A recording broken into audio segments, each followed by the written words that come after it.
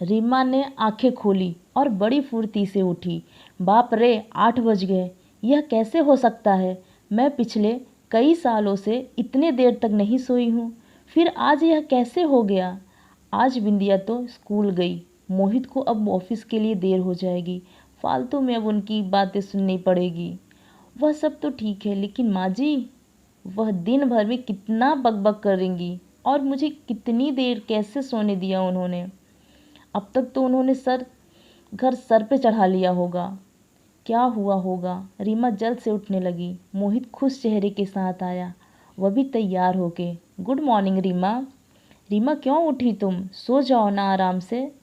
मैं आज लंच कर लूँगा ऑफिस में।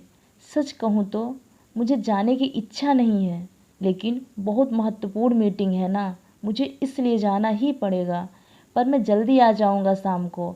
बाहर जाएंगे घूमने। बाय। रीमा को बिना कुछ कहे मोहित ने उसे गले से लगा लिया और उसके माथे को चूमकर चला गया। रीमा झट से बाहर आई। किचन से कोई आवाज़ नहीं आ रही थी और जब वह बाहर आई तो पापा जी की थाली में इडली बड़े दिखाई दे रहे थे। सांभर से बहुत अच्छी महक आ रही थी, लेकिन वह पैकेट से सांभर नहीं निकाल पाए।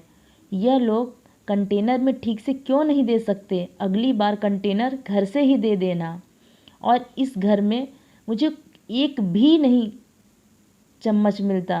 पापा जी बोले। रुकिए जी, आप ज़रा, मैं निकाल देती हूँ, नहीं तो आप सब सांभर नीचे फर्श पे गिरा दोगे, मेरा काम बढ़ा दोगे। और आपके सामने ही तो है चम्मच, आपको तो कुछ कैसे नहीं मिलता क्या पता। एक काम करो, आप यह प्लेट लेकर टेबल पर बैठो, मैं देती हूँ सांभर और चटनी निकाल कर। और धीरे बोलो ज़रा, बहू कहीं नहीं सोती इतनी देर तक। आज सोई है तो शांत रहें, नहीं तो आपकी आवाज़ से उठ जाएगी वह। बहू जब उठेगी तब दूंगी गर्म करके उसे भी, यह उसका मनपसंद नाश्ता है। रीमा आश्चर्य से यह सब देख रही थी। अरे बहू, उठ गई तुम? क्यों उठी? चलो, अच्छा हुआ उठ गई। तुम्हारे पापा जी तुम्हारे मनपसंद का बड़ा सांभर लाए हैं, गर्मा गर्म खा लो, फिर बाद में चाय पियेंगे साथ में। माँ जी ने सुमन को टेबल पर बिठाया। बिंदिया कहाँ है? दिखी नहीं? सुमन ने पूछा। अरे बहू, मैं उसे स्कूल बस में बिठाकर आया। गई वह स्कूल। होशियार हो गई है अब अपनी बिंदिया, जल्दी जल्दी करती है सब अपने काम, तकलीफ नहीं देती है वह अब। हाँ, बैग बहुत भारी है, पर उसकी वो लोग यह नहीं समझते कि बच्चे पर इतना बोझ नहीं डालते हैं।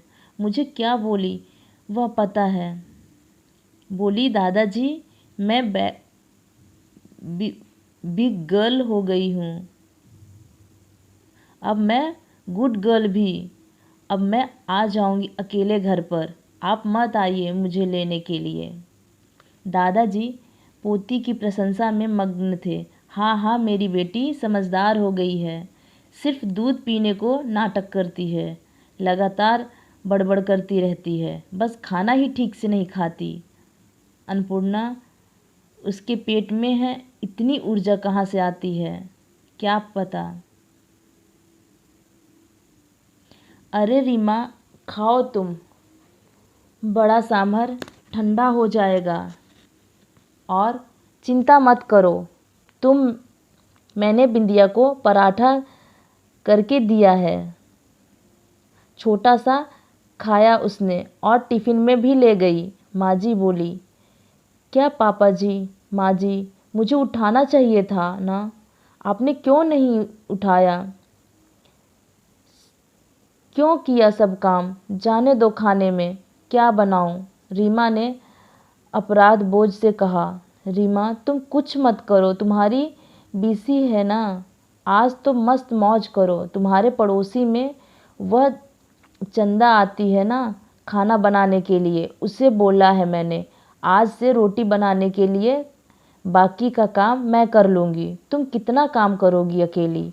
तुम्हारा क्लास बिंदिया का होमवर्क, बाहर के काम, यह मोहित भी कुछ काम करके मदद नहीं करता। तुम्हें सब के पीछे पीछे दौड़ना पड़ता है। अब आराम किया करो तुम। नहीं तो ऐसा करो ना, तुम और मोहित 4 दिनों के लिए घूमने चले जाओ। बहुत दिन हो चुके, वैसे भी तुम दोनों कहीं नहीं गए। बिंदिया को यहाँ ही रहने दो, हम संभाल लेंगे उसे। आपको भी एक दूसरे के साथ वक्त बिताने की ज़रूरत है, माँ जी बोली। नाश्ते के बाद माँ जी ने चाय बनाई और तीनों ने बातें की और चाय पी। रीमा का दिन अच्छा गया। बीसी की सहेलियों के साथ मस्ती की। कल उसका खास दिन था, लेकिन आज उसका जन्मदिन उसकी सहेलियों ने मनाया। उस वजह से वह कुछ ज़्यादा ही खुश थी। मोहित जल्दी घर आऊँगा ऐसे बोला था, पर आया ही नहीं। दोस्त की आज पार्टी थी तो वह घर देर से आने वाला था। माँ जी और पापा जी भी सो गए। बिंदिया को लेकर सुमन भी सो गई। कुछ समय बाद रीमा को बहुत आवाज़ सुनाई देने लगी। वहाँ अचानक उठ गई। बिंदिया उसके बाबूजी में नहीं थी। वह डर गई और हाल में ही आई। हर तरफ अंधेरा था और अचानक रोशनी आ गई। हैप्पी बर्थडे टू यू अचानक जोर से बोले। माँ जी, पापा जी, मोहित सब हंसकर उसे विश कर रहे थे। बिंदिया ने दादी की मदद से सुंदर केक बनाया था। रीमा ने केक काटा और सबको खिलाया। सभी खुशी के मारे सो गए। फिर बाद में सुबह रीमा उठकर देखती है तो पास में सुंदर सा ग्रीटिंग कार्ड था। उसकी बेटी बिंदिया ने खुद के छोटे हाथों से बनाया था। वह कार्ड देखकर सुमन बहुत खुश हुई। उतने में एक बड़ा टेडी बियर चलते हुए उसके पास आया। सरप्राइज़ मम्मा, यह मैंने तुम्हारे लिए स्पेशल लिया है। मेरे पिगी बैंक में से सेविंग करके। रीमा को गले लगाकर उसकी लाडली बेटी बोली। रीमा की आंखों से खुशी के आंसू छलक पड़े। अब मोहित की बारी थी। उसने रीमा से कहा कि वह अपनी आंखें बंद कर ले और उसके लिए लाया हूँ खूबसूरत हीरो का हार।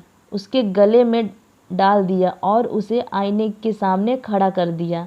वाह, अब सच में वह हार कितना खूबसूरत लग रहा है। सुंदर लग रही है मेरी रानी। लगता है जैसे यह तुम्हारे लिए ही बना है। मोहित ने खुशी से रीमा को गले लगा लिया। तभी रीमा कुछ कहने ही वाली थी कि माँ जी, पापा जी आ गए।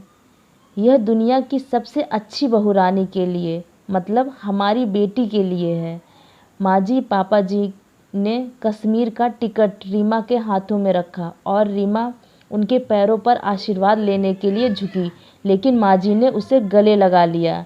पापा जी ने सर पर हाथ रखकर आशीर्वाद दिया। यह क्या माँ जी, पापा जी, इतना बड़ा सरप्राइज़, वास्तव में इसकी कोई ज़रूरत नहीं थी। और सिर्फ हम दोनों ही क्यों जाएं? रीमा ने उत्साह से कहा। नहीं नहीं, हम बूढ़े लोग क्या करेंगे वहाँ? वैसे भी आप दोनों को इसकी ज़्यादा ज़रूरत है और हम बिंदिया का भी अच्छे से ख्याल रखेंगे ताकि आप दोनों फुल एंजॉय कर सकें। वह सेकेंड हनीमून क्या बोलते हैं ना, वो आप आ जाओगे तो हम चले जाएंगे। पापा जी ने धीरे से मोहित को आंख मारी। रीमा और मोहित दोनों शर्मा गए।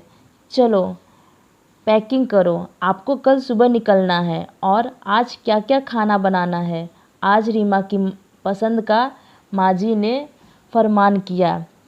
दिन आनंद में गया। शाम को रीमा की आरती करके माँ जी, पापा जी ने उसे ढेर सारा आशीर्वाद दिया। रीमा इस प्यार से पूरी तरह अभिभूत थी। पूरी तैयारी हो गई थी।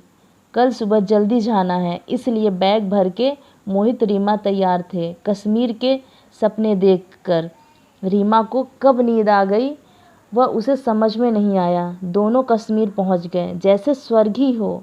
कितना खूबसूरत था सब कुछ। मोहित, रीमा सब मिलकर एक दूसरे में खो गए थे। यह हंसी विंदियाँ, ये खुला आसमां, यह हंसी वादियाँ, ये खुला आसमां। मोहित गाना गा रहा था और रीमा जैसे नई नवेलन दुल्हन की तरह शर्मा रही थी। एक दूसरे के ऊपर बर्फ के गोले फेंककर छोटे बच्चों जैसे दोनों मस्ती कर रहे थे। दोनों आज आई स्केटिंग के लिए आए थे। बर्फ में ठीक से खड़े होने में असमर्थ रीमा एक दूसरे को ठीक करने के दौरान अपना संतुलन खो बैठी और वह जोर से गिर गई।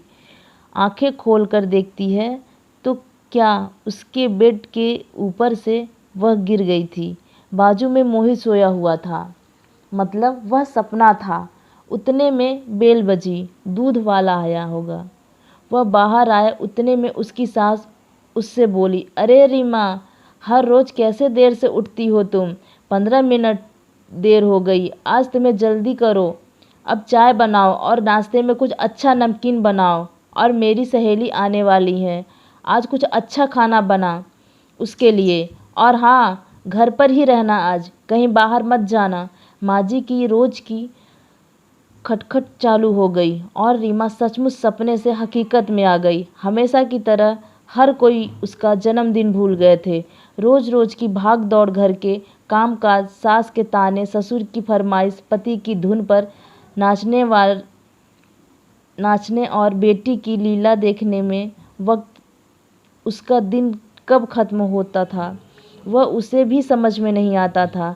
जिंदगी भर दिन खराब लगने लगी, लेकिन कल उसने बहुत अच्छा दिन जिया। लेकिन इस एक रात के मीठे सपने में उसने इतने खुशनुमा पल जी लिए थे जो उसके लिए क्या कम था। मन में उस कश्मीर का सपना साकार होने की प्रतीक्षा में वह काम करने लगी। दोस्तों, कहानी पसंद आई हो तो लाइक और अपने दोस्तों से शेयर करना मत भूलना। रोज़ाना ऐसी ही कहानियों के लिए चैनल को सब्सक्राइब करें। धन्यवाद।